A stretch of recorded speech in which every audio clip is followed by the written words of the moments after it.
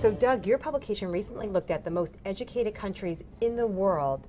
Tell us a little bit about the data you crunched to get that information. The data we got was from the OECD, and it measures most of the developed nations around the world. And they looked at what they call tertiary education, which is what you and I would call a college degree. So let's dive right in and talk about the top three in the list. Which countries ranked high? Russia, number one, Canada, and Japan.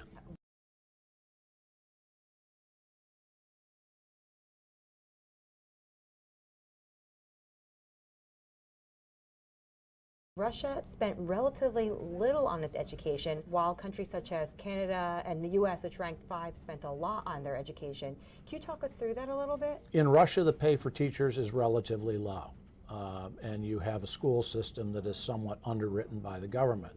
In the United States, the cost of paying teachers tends to be much, much higher, and that's a big factor in what education costs. Some countries known for innovation and products that have lots of R&D ranked high on the list. For example, Israel.